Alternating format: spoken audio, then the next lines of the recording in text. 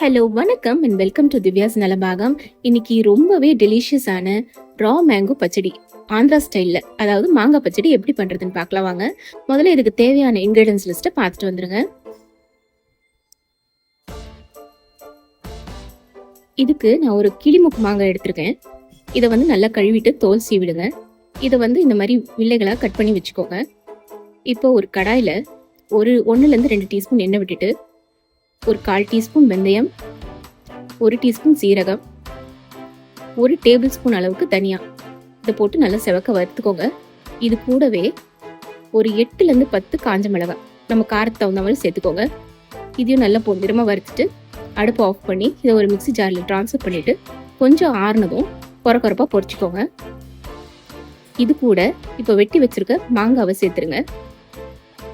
இது கூடயே தேவையான அளவு உப்பு சேர்த்துடலாம். ஒரு 1/4 டீஸ்பூன் கம்மியாக மஞ்சள் சேர்த்துட்டு கொஞ்சமாக தண்ணி விட்டு இந்த மாதிரி விழுதா அரைச்சி எடுத்துக்கோங்க. இதுக்கு ஒரு தாளிப்பு கொடுக்கணும். இப்போ அதுக்கு ஒரு கடாயில் 1 டீஸ்பூன் அளவுக்கு எண்ணெய் சேர்த்துக்கலாம். ஒரு 1/4 டீஸ்பூன் கடுகு, 1/2 டீஸ்பூன் உளுத்தம்பருப்பு, 1/2 டீஸ்பூன் கடலைப்பருப்பு, கொஞ்சமாக சீரகம், ஒரே ஒரு காஞ்ச மிளகாய், ஒரு கொத்து கருவேப்பிலை, கொஞ்சம் பெருங்காயத்தூள், ஒரு 2-4 பல்லு பூண்டை தட்டி தோலோடு சேர்த்துக்கோங்க. இந்த தாளிதத்தை சட்னியில் சேர்த்துருங்க. அவ்வளோதான். இந்த சட்னி வந்து சாதத்தோடு பிசைஞ்சு சாப்பிட சூப்பராக இருக்கும். இட்லி, தோசை எல்லாத்துக்கூடயும் நல்லாயிருக்கும். எப்படி இருக்குன்னு செஞ்சு பார்த்துட்டு உங்கள் வியூஸை கமெண்ட்ஸில் சொல்லுங்கள். தேங்க்யூ ஃபார் வாட்சிங்.